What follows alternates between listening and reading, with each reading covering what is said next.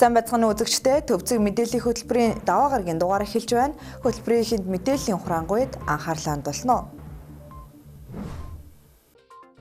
Улсын хурлын дарга учрал төв банкнд хийх хяналт шалгалтыг өгтөж Монгол банкны удирдлагуудтай уулзлаа. Иргэнтэй хүч төрийн бус байгууллагаас улсын хурлын даргад хандан шаардлага хөрвүүллээ. Урт цагаан худалдаа үйлчилгээний төвийг улсын комисс хүлээн авлаа. Гренландын асуудлаар Европын орнуудад тариф ногдуулах Трампын сүрдүүлгийн талаар Европын холбоо хуралдана. Европын холбоо Меркосурын хооронд 25 жил хэлэлцсэний эцэст чөлөөт худалдааны гэрээ байгуулагдлаа. Испанд өндөр хурдны 2 галт тэрэг мөргөлдсөний улмаас 21 хүн амь мөрөгдөжээ. Эхний мэдээ, улсын хурлын дарга учрал төв банкнд хяналт хийх шалгалтын асуудлаар ерөнхий аудитор Монгол банкны ерөнхийлөгч нартай өнөөдөр уулзлаа. Энэ үеэр Монгол банкны бодлогын алдааг иргэд өөрч байна гэж улсын хурлын дарга хэллээ. Мэдээллийг дэлгэрүүлэн хүргэе.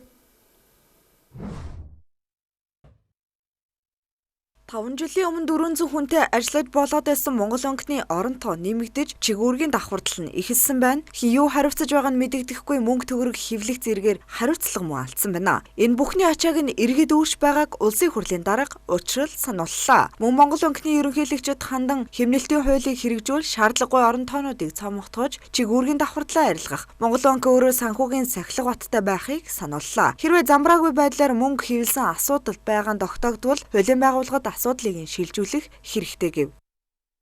За улсын хурл бол хуулийн биелэлд хяналт шалгалтын ажилд бол онцгой анхаарч ажиллаж байгаа. Тэгээ та бүхэн бас мэдээж улсын хурл бол хууль баталгаас гадна хуулийг хэрэгжүүлэх түүнд одоо хяналт шалгалт хийх ийм одоо чиг үүрэгтэй. Тэгэхээр төрийн аудитын байгууллага бол хараат бусаар үйл ажиллагаа явуулдаг хэдий ч улсын хурлын одоо хяналт шалгах үйл ажиллагаанд бол зөвлөн туслах, хамтарч оролцох ийм одоо эргэцүүн чиг үүрэгтэй. Тэгэхээр энэ утгаараа бас үндэсний аудитор, ерөнхий аудитор одоо Магнас өрн даргаыг за банкны ерөнхийлөгч Наран Сүхт нарыг бол хамтд нь өнөөдөр би бас уулзъя гэж дуудуулсан.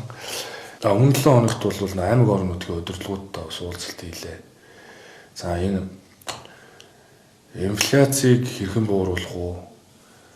За иргэдэд одоо хүн дээр тусаад байгаа үнэ хөргөлөөс хэрхэн хамгаалах цогц арга хэмжээ авах уу гэдэг чиглэлээр 16 багц арга хэмжээ авах чиглэлийг улсын хурлын гишүүн одоо тэмүүлэнгээр ахлуулсан ажлын хэсэг ажиллаад эдийн засгийн байнгын хороо танилцуулаад улсын хурлаас тогтоол болгож гаргасан. Цаашдаа бол энэ инфляц дээр үнэ хөргөлт дээр ямар арга хэмжээ авах вэ гэж. За бид бол энэ үнийн хөргөлт дээр цогц арга хэмжээ авахгүй бол иргэдийн амьдралд бол хүн дээр тусч байна.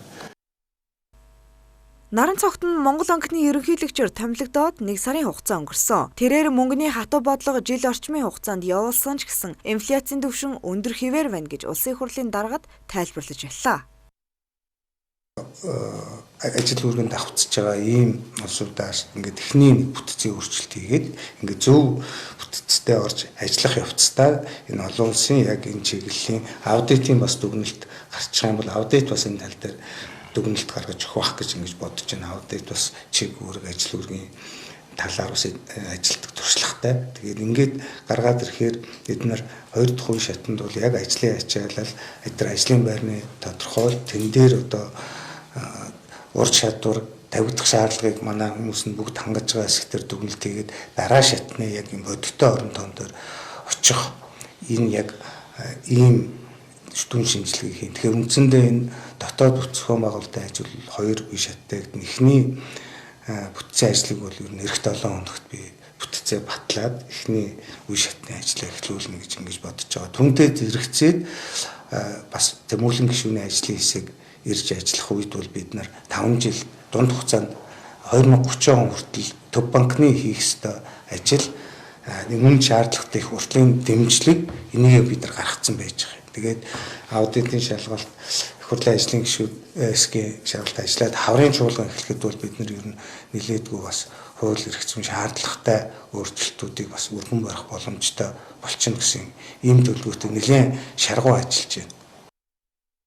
Монгол анхны ерөнхийлөгч сүүлийн 10 гаруй жил хуримтлагдсан асуудал дээр дүн шинжилгээ хийх гэж байгаа талаараа мөн ярьлаа. Дунд хугацаанд буюу 4-5 жилийн хооронд ямар зарчмаар ажиллавал эдгээр асуудлыг шийдэж болох талаар мөн Төв банк өөрөө ямар байдлаар цомхон ухаалаг ажиллах вэ гэдэг дээр стратеги төлөвлөгөөн дээр ажиллаад үндсэндээ дуусч байна гэв мөн үүн дээр наривчилсан санал авсны үр дүнд эцэлнэ гэдэг тайлбар өглөө.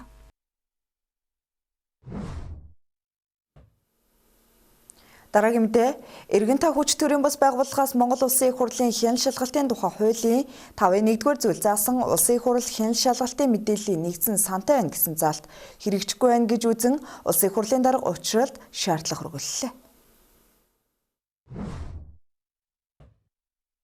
Тодорхойлбол 2019 оны үндсэн хуулийн нэмэлт өөрчлөлтөөр Улсын их хурл өөрийн бүрэн эрхийн хүрээнд хяналт шалгалт явуулах хэрэгтэй болжээ. Гэтэл өнөөдрийн хүртэл тус хуулийн заалт хүчин төгөлдөр мөрдөгдөхгүй байгаа юм. Учир нь Монгол Улсын бүх шатны төрийн байгууллагуудын хяналт шалгалт хийсэн материал уг системд ил тод байх ёстой байдаг байна. Технологиор баталгаажсан энэ цаг үед хэсэг бүлэг хүмүүс мэдээллийг олж аваад дардаг биш. Нийтэд нээлттэй түгээж иргэд ч мөн тус мэдээллийн талаарх байр суурь илэрхийлдэг байх ёстой. Улсын их хурл парламентыг хууль биелүүлгэж шаардахаас илүү өөрсдөө хуулиа хэрэгжүүлэх байх шаардлагатай гэж ярьлаа.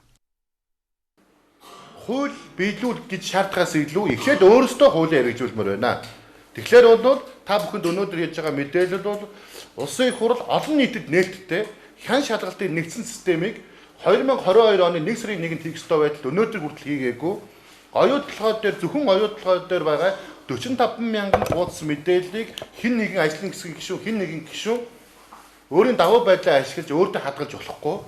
Нийгэм мөгөссөн энэ технологийн цаг үед мэдээлэлтэй эргэн хүчтэй байгаа мэдээлэлтэй хүмүүс л илүү шийдвэр гаргах төвшөнд оролцож байгаа. Тэгэхээр Батнайрамдал гишүүн болон оюутлогын ажлын хэсгийн 11 гишүүнд байгаа энэ 45 мянган хуудас материал хуулиараа бол Монгол улсын бүх иргэдэд нээлттэй байна гэсэн үг. Хуулийн дарга учрал бол иргэдийн мэд хэрхийг хангана, парламент бол гагцгүй хуулийг чандлан биелүүлнэ, хууль сахиас эхэлнэ гэдэг үгнүүдийг хэлж байгаа.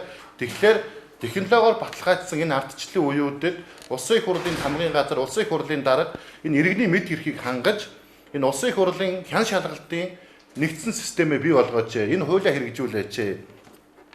Энэ хууль хэрэгжснээрээ би та бүхэн дахиад хэлье. Зөвхөн нүүрсний сонсгол дээр 3.1 сая хуудас материалыг Монголын бүх иргэд мэд хэрэгтэй, үзэх хэрэгтэй. Оюу толгой дээр 45 мянган хуудас материалыг бид нар мэд хэрэгтэй. Энэ мэд хэрхийг бол Улсын их хурл парламент өөрөө зөрчөөд байгаамаа. Тэгэхээр энэ хуулийг хэрэгжүүлээч гэдэг шаардлагыг өнөөдөр Улсын их хурлын дарга за ням осрын учралд манай төрийн бас байгууллагын зүгээс бол хүргэж байгаа. Мөн тэрээр өргөжлүүлэн тус хуулийн заалтыг хэрэгжүүлэхгүй байснаар иргэдийн төдийгүй хэвлэн нийтлэх мэдээлэл эрхийг хаан богдуулж байна гэсэн юм. За парламент өнөөдөр хамгийн чухал зүйлээ энэ шаналлалтын тухай хуулийн хамгийн чухал зүйлийг өнөөдөр хэрэгжүүлэхгүй байгаа. Энэ бол парламент нэг талаасаа нээлттэй боловч нөгөө талаасаа үндсэндээ иргэдийг тодорхой мэдээллээр бүрэн хангахгүй байна л гэсэн үг. Иргэдийн мэдэх хэрэг. Дээдлэлт нь одоо хэвлэн нийтлэх хэрэг. Яг сэтгүүлчд бол маш чухал гэсэн үг. Яагаад тэгэхээр оюутлогоо сонсгол дээр сая 45 мянган материал дээр сая сонсгол болсон. Үүн дээр хөндлөнгөө бид даасан шинжээчд ажилласан, Улсын их хурлын гишүүд танилцсан. Тэгээ 3 өдөр боллоо. Энэ 45 мянган материал энэ Улсын их хурлын хяналт шалгалтын нэгдсэн системээр байна гэсэн үг. Энэ байна гэдэг нь өөрөө маш том давуу талтай. Тэгэхээр өнөөдөр энэ мэдээллүүд хэнд байна вэ гэдэг тэгэхээр Улсын их хурлын гишүүнд байна, Улсын их хурлын тухай сонсгол зохион байгуулсан ажлын хэсгийн гишүүдэд л үлдчихэж байгаа. Тэгэхээр энэ бүх мэдээлэл эргэлтэнд орох ёстой. Нүүрсний сонсголын үеэр 3.1 сая хуудас материал цугласан. Тус дата мэдээллийг сонсгол ахалсан эрх бүхий цөөнх ашигладаг. Шударга ус тогтолцоог тус төрийн байгууллагуудын зүгээс шүүмжлэн Улсын их хурлын даргад хуулиа мөрдөж ажиллах шаардлага хүргэллээ. Иймээс эргэнтаа хүч төрийн бүс байгууллагын зүгээс Улсын их хурл өөрөө баталсан хуулиа хэрэгжүүлэхгүй байгаа нь иргэдийн мэдих хэвлэн нийтлэх эрхийг зөрчиж байна хэмээн үзэж хяналт шалгалтын мэдээллийн нэгдсэн санг яаралтай ашиглалтад оруулах, мэдээллийг ил тод нээлттэй болгохыг парламентын удирдлагад шаардсан байна.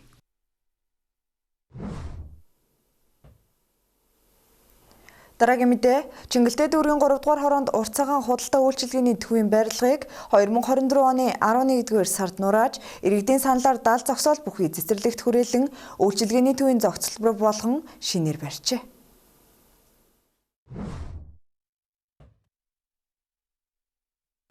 Цогцлбарын 1.3 талбай бүхий цэцэрлэгт хүрээлэнгийн ил тогтчлтыг өнгөрсөн оны 8 дугаар сард ашиглалтанд хүлээлгэн өгсөн. Энэ удаа 3 давхар үйлчилгээний төв 109 автомашины багтаамжтай далд зогсоолыг хүлээлгэн өгч байна. Далд зогсоол нь цахилгаан машины цэнэглэгч тусгай хэрэгцээ тэргэнд зориулсан хэсэгтэй мөн сул зогсоолын мэдээлэл авах ухаалаг системийг шийдсэн байна. Зогсоолоос үйлчилгээний төв рүү цахилгаан шатаар шууд холбогддог юм байна. Уг үйлчилгээний төвд жуулчдад зориулсан үйлчилгээ бэлэг дурсгал, үндэсний үйлдвэрлэлийн бүтээгдэхүүн, кофе шоп, зоогийн газар ажиллах юм а. Удахгүй үйл хөдлөх хөрөнгийн хөгжүүлэлтийн загварууд гаргаж нийт талбайг нээлттэй сонгон шалгаруулалтаар түрээслэх юм байна. Барилгын архитектур дизайн нь орчин үеийн шийдлийг үндэсний хэв маягтай хослуулан шийджээ. Энэ үеэр хотын дарга Нямбатар барилга болон далд зогсоолыг цаг тухайд нь хүлээлгэн өгч гэрээний үүргээ биелүүлсэн барилгын компанид талархал илэрхийллээ. Нийслэлээс энэ онд бизнес эрхлэгчдийг дэмжигчил болгон зарласан ба энэ хүрээнд бүх салбарын бизнес эрхлэгч дотоодын аж ахуй нэгжээ дэмжиж ажиллахаа илэрхийлсэн юм а. Тэрээр үргэлжлүүлэн барилгачдын талбайд далд зогсоол барих ажлыг судалж байна. Цаашид хотын төвд далд зогсоолуудыг шийдэн 32-ын тойрогт хуучин урт цагааныг зориултаар нь барьж байгаа гэлээ. Хамгийн чухал нь урт цагаан үйлчилгээний төвд ажлын бариуд шинээр бий болно гэдгийг онцлно. Шин барилгын ойр хавийн барилгуудыг дан фасадаа шинжлэх зэргээр хотын соёлд өнгө нэмхийг уриаллаа. Дэлхийн эдийн засгийн 56 дугаар чуулга уулзалт яриа хэлэлцээний амин сүнсийг сэргээхэн сэдвийн дор Швейцарын холбооны улсын Давос хотноо энэ сарын 19-ноос 23 зохион байгуулагдах гэж байна. Монгол улсын ерөнхий сайд Зандан шатар тус чуулга уулзалтанд оролцох юм байна. Дэлхийн аялал жуулчлалын өндөр түвшний уулзалт байгаль орчны төлөөх дэлхийн хамтын ажиллагааны эрчийг эрчимжүүлэх нь тойрог үн цэнийн сүлжээнд хиймэл оюун ухааныг хэрэглээ зэрэг хуралдаанд ерөнхий сайд үгэл санал бодлоо илэрхийлэхээс гадна дэлхийн эдийн засгийн манлайлагчдын холбогдох хэлэлцүүлэгт оролцоно гэж засгийн газрын хэвлэлийн албанаас мэдээллээ. Мөн чуулга уулзалтын үеэр дэлхийн улс төр нийгэм эдийн засгийн манлайлагчид олон улсын байгууллагын удирдлагатай ажил хэргийн уулзалт хийж Монгол улсын засгийн газрын бодлого үйл ажиллагаа болон төсөл хөтөлбөрүүдийн талаар танилцуулах юм байна. Тус чуулга уулзалтыг 1971 оноос хойш зохион байгуулж байгаа бөгөөд энэ удаагийн 56 дугаар чуулга уулзалтанд 70 гаруй улс орны төр засгийн тэргүүн нийт 2700 гаруй төлөөлөгчид оролцсноо. Манай улс бүгд найрамдах Хятад ард улсын үндэсний газрын тосны корпорацтай шатхууны нийлүүлэлтийг нэмэх урт хугацааны гэрээ байгуулахаар тохиролцлоо.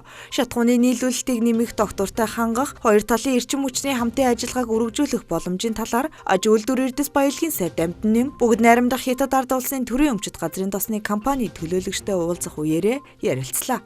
Монгол улсын нутгаар дамжин өнгөрөх Оросын холбооны улсаас бүгд найрамдах Хятад ард улсад байгалийн нийлүүлэх хоолойн төслийг хэрэгжүүлэхэд идэвхтэй хамтран ажиллахаар тохиролцжээ. Сайд Дамтан нэм уулзалтын үеэр манай улс дотоодын шатхууны хэрэгцээгээ доктортой хангах бодлого баримталж байгааг онцолсон байна. Хятадын үндэсний газрын тос компани төлөөлөгч Монголын зах зээл шатхууны нийлүүлэлтэд докторжуулах, нийлүүлэлтийг нэмэх боломж төлөвлөгөөгөө танилцуулж, эх жилүүдэд хамтын ажиллагааг бэхжүүлэхэд бэлэн гэдгээ илэрхийлжээ. 5 байршилд олон түвшний уулзвар барьснаар замын хөдөлгөөний дундаж хурд 7.1%-аар нэмэгдэнэ.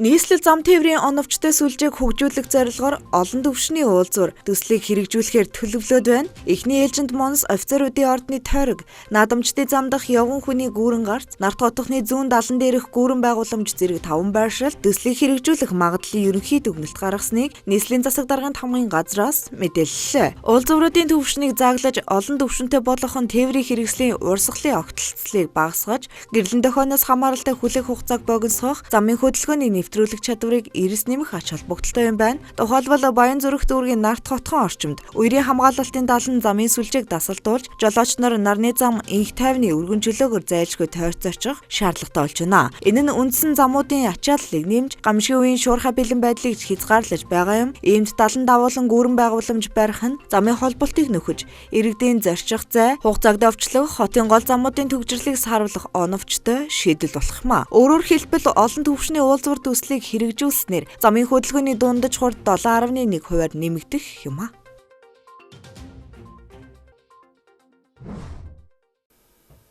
Өнөөдөр дотоодод болж өрнсөн үйл явдлаас хүргэлээ үргэлжлүүлэн олон улсын мэдээнд анхаарлаа хандуулна.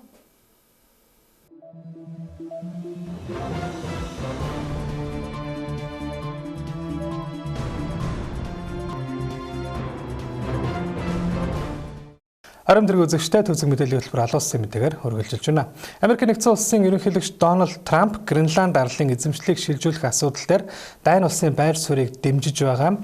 Европын 8 улсын бараа бүтээгдэхүүнд 10% импортын татвар ногдуулахаа ням гарагт мэдгдсэнтэй холбогдуулан Европын холбооны зүгээс авч хэрэгжүүлэх хариу арга хэмжээг хэлэлцэхээр болоод байна. За Трамп өөрийн Truth Social хуудсанд нийтлсэн мэдээлэлдээ 2 дугаар сарын 1-ээс эхлэн Их Британи, Герман, Дани, Нидерланд, Норвеги, Финланд, Франц, Швед гэсэн 8 улсад 10% тариф тогтоох ба хэрвээ Гренланд арлыг бүхэлд нь худалдан авах хэлцэлд хүрч чадахгүй бол тарифын хувь хэмжээг 6 дугаар сараас эхлэн 25% хүргэж нэмэгдүүлнэ хэмээн сүрдүүлээд байна. Трампын мэдээллийн дараагаар НАТОгийн 8 орон хамтарсан мэдээлэл гаргаж тусын засгийн газрын албан ёсны вебсайт дээр нэгэн зэрэг нийтэлсэн байна. За дээрх мэдээлэлд Дани болон түүний автономд нутаг болох Гренландта эв санааны хувьд нэг хийгээд тусгаар тогтнолын зарчмаас ухрахгүй гэдгээ онцолж Трампын мэдээллийг сөрөг үр дагавар дагуулна гэдгийг анхааруулжээ.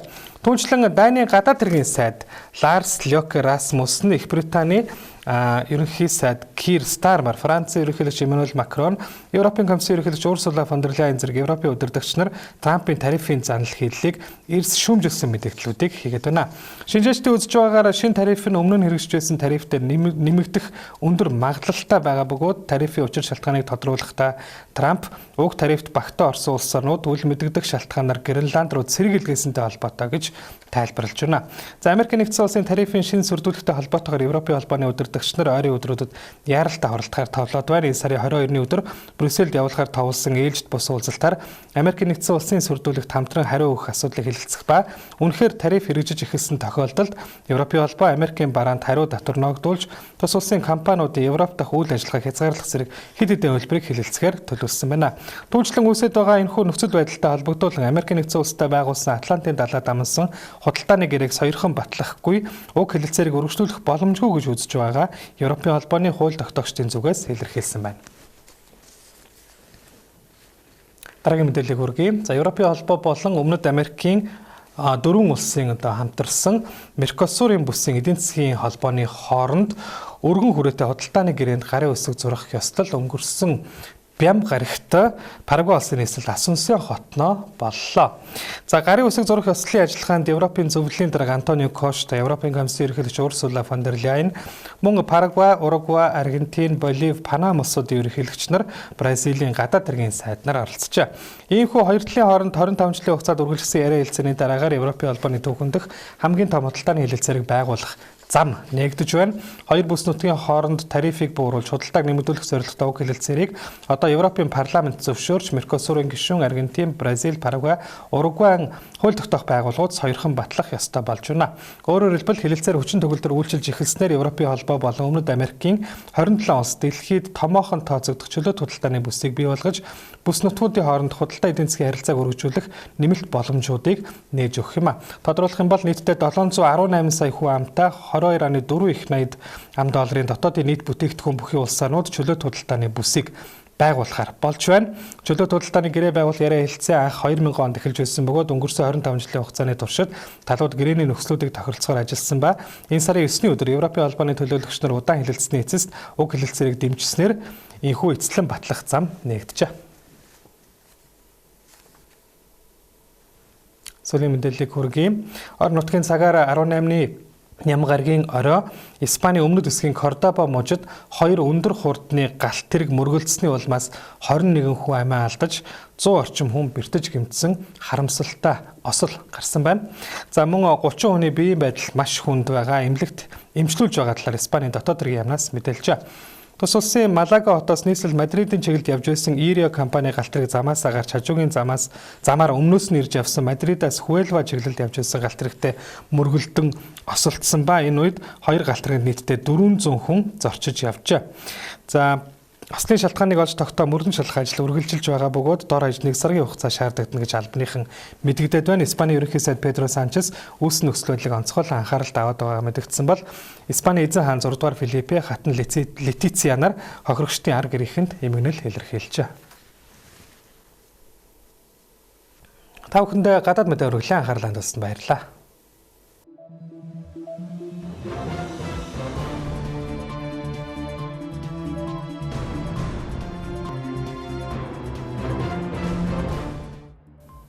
Төвцөг мэдээллийн хөтөлбөрийн даваа гарагийн дугаарт анхаарлаа хандуулсанд баярлалаа. Дараагийн дугаараар уулзъя. Баяртай.